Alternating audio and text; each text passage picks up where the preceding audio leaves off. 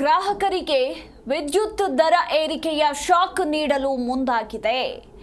ಮಾಹಿತಿ ಪ್ರಕಾರ ಮುಂದಿನ 3 ವರ್ಷಗಳಿಗೆ ವಿದ್ಯುತ್ ದರ ಏರಿಕೆ ಮಾಡಲು ಚಿಂತನೆಗಳು ನಡೀತಾ ಇದೆಯಂತೆ. ಗ್ಯಾರಂಟಿಗಳಿಗೆ ಹಣ ಹೊಂದಿಸಲು ಸರ್ಕಾರದ ಕಸರತ್ತು ಮುಂದುವರೆದಿದ್ದು, ಈಗ ಬೆಸ್ಕಾಂ ಗ್ರಾಹಕರಿಗೆ ವಿದ್ಯುತ್ ಶಾಕ್ ನೀಡಲು ಮುಂದಾಗಿದೆ. 3 ವರ್ಷಗಳ ಕಾಲ ವಿದ್ಯುತ್ ದರ ಏರಿಕೆಗೆ ಚಿಂತನೆಗಳು ನಡೀತಾ ಇದೆಯಂತೆ. ಏಪ್ರಿಲ್ 1ರಿಂದಲೇ ಅಂದರೆ 2025ರ ಏಪ್ರಿಲ್ 1ರಿಂದಲೇ ನೂತನ ದರ ಜಾರಿಯಾಗುವ ಸಾಧ್ಯತೆ ಇದೆ. 60 ಪೈಸೆಯಿಂದ ₹1ವರೆಗೆ ದರ ಏರಿಕೆಯಾಗುವ ಸಾಧ್ಯತೆ ಇರುವಂಥದ್ದು. ಒಟ್ಟು 3 ವರ್ಷಗಳ ಕಾಲ ವಿದ್ಯುತ್ ದರ ಏರಿಕೆಗೆ ಈಗ ಚಿಂತನೆಗಳು ನಡೀತಾ ಇರುವಂಥದ್ದು. ಅಂಡ್ ಸರ್ಕಾರಕ್ಕೆ ಈಗಾಗಲೇ ಅಧಿಕಾರಿಗಳು ಪ್ರಸ್ತಾವನೆಯನ್ನ ಕೂಡ ಸಲ್ಲಿಕೆ ಮಾಡಿದ್ದಾರಂತೆ. 2025-26ರಲ್ಲಿ ಪ್ರತಿ ಯೂನಿಟ್ಗೆ 67 ಪೈಸೆ, ಇನ್ನು 26ರಿಂದ 27ರಲ್ಲಿ ಪ್ರತಿ ಯೂನಿಟ್ಗೆ 75 ಪೈಸೆ, ಹಾಗೆ 2027ರಿಂದ 28ರಲ್ಲಿ 91 ಪೈಸೆ ದರ ಏರಿಕೆಗೆ ಅಧಿಕಾರಿಗಳು ಈಗಾಗಲೇ ಸರ್ಕಾರಕ್ಕೆ ಪ್ರಸ್ತಾವನೆಯನ್ನ ಕೂಡ ಸಲ್ಲಿಕೆ ಮಾಡಿದ್ದಾರೆ. ಈ ಕುರಿತು ನಮ್ಮ ಪ್ರತಿನಿಧಿ ಮಂಜುನಾಥ್ ಇನ್ನೂ ಹೆಚ್ಚಿನ ಡೀಟೇಲ್ಸ್ ಅನ್ನ ನೀಡ್ತಾರೆ. ಮಂಜುನಾಥ್, ಬೆಸ್ಕಾಂ ತನ್ನ ಗ್ರಾಹಕರಿಗೆ ಈಗ ವಿದ್ಯುತ್ ದರ ಏರಿಕೆಯ ಶಾಕ್ ನೀಡೋದಕ್ಕೆ ಮುಂದಾಗಿದೆ. ಅದು ಕೂಡ ಮುಂದಿನ 3 ವರ್ಷಗಳಿಗೆ ವಿದ್ಯುತ್ ದರ ಏರಿಕೆ ಮಾಡಲು ಚಿಂತನೆಗಳು ನಡೀತಾ ಇದೆ ಅನ್ನೋದ್ರ ಕುರಿತಾಗಿ ಮಾಹಿತಿ ಇರುವಂಥದ್ದು. ಈ ಬಗ್ಗೆ ಹೆಚ್ಚಿನ ಡೀಟೇಲ್ಸ್. ಮಧುಮಲ, ಖಂಡಿತವಾಗೂ ರಾಜ್ಯದಲ್ಲಿ ಗ್ಯಾರಂಟಿ ಯೋಜನೆಗಳ ನಡುವೆ ನಡೆಸಿರುವಂತಹ ಸರ್ಕಾರ 5 ಗ್ಯಾರಂಟಿಗಳನ್ನು ಕೊಡುತ್ತೆ. ಅದರಲ್ಲಿ ವಿದ್ಯುತ್ ರಾಜ್ಯದ ಜನರಿಗೆ 200 ಯೂನಿಟ್ ಅನ್ನ ಫ್ರೀಯಾಗಿ ಕೊಡ್ತೇವೆ ಎನ್ನುವಂತ ನಿಟ್ಟಿನಲ್ಲಿ ಹೇಳಿಕೆಯನ್ನ ಕೊಡುತ್ತೆ. ಅದಾದ ಬಳಿಕ ಬಿಲ್ಗಳನ್ನ ನೋಡಿದ್ರೆ ಬೆಸ್ಕಾಂ ಅಂತ ಎಷ್ಟು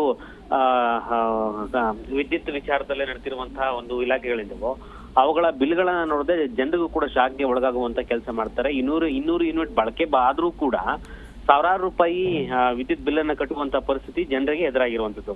ಇದರ ಬೆನ್ನಲ್ಲೇ ಇತರೆ ಬೆಲೆ ಏರಿಕೆ ಬಿಸಿಯ ನಡುವೆ ಜನರಿಗೆ ಮತ್ತೊಂದು ಬೆಲೆ ಏರಿಕೆ ಬಿಸಿ ಕಾಡುತ್ತೆ ಎನ್ನುವಂತ ನಿಟ್ಟಿನಲ್ಲಿ ಸ್ಪಷ್ಟವಾಗಿ ಗೊತ್ತಾಗ್ತಾ ಇದೆ. ಅದುವೇ ಗ್ರಾಹಕರಿಗೆ ವಿದ್ಯುತ್ ಬಿಲ್ ಮುಖಾಂತರವಾಗಿ ಶಾಕ್ ಒಳಗಾಗುವಂತ ಕೆಲಸ ಸರ್ಕಾರ ಮಾಡ್ತಿದೆ. ಸತತ 3 ವರ್ಷಗಳ ಕಾಲ ವಿದ್ಯುತ್ ದರ ಏರಿಕೆಗೆ ಚಿಂತನೆ ಮಾಡುವಂತ ಕೆಲಸ ಈಗಾಗಲೇ ನಡೆದಿರುವಂತದ್ದು. ಸರ್ಕಾರಕ್ಕೆ ಈಗಾಗಲೇ ಪ್ರಸ್ತಾವನೆ ಸಲ್ಲಿಸಿರುವಂತಹ ಅಧಿಕಾರಿಗಳೇನಿದ್ರು 2025-26ರ ಅವಧಿಯಲ್ಲಿ ಪ್ರತಿ ಯೂನಿಟ್ಗೆ 67 ಪೈಸೆ ಏರಿಕೆ ಮಾಡುವಂತ ಕೆಲಸ ಮಾಡಲಾಗ್ತಾ ಇದೆ.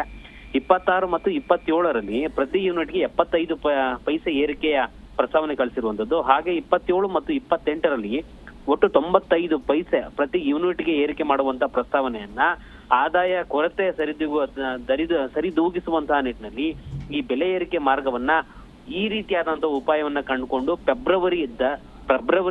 ಮುಂಬರುವ ಫೆಬ್ರವರಿಯಲ್ಲೇ ಬೆಲೆ ಏರಿಕೆಯ ಚಿಂತನೆ ನಡೆಸಿರುವಂತದ್ದು. ಅಂತಿಮವಾಗಿ ಏಪ್ರಿಲ್ 1ರಿಂದಲೇ ಈ ವಿದ್ಯುತ್ ದರವನ್ನ ಏರಿಕೆ ಮಾಡುವಂತಹ ಕೆಲಸಕ್ಕೂ ಕೂಡ ಮುಂದಾಗುವಂತಹ ಸಾಧ್ಯತೆ ಇದೆ.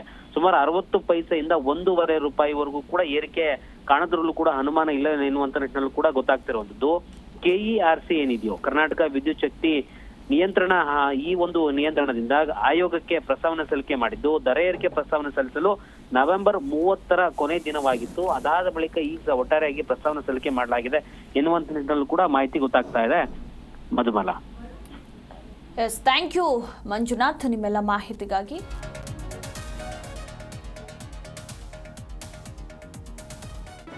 ಜಿ ಕನ್ನಡ ನ್ಯೂಸ್ ಈಗ ನಿಮ್ಮ ಮನೆಯಲ್ಲೇ ನೋಡಿ.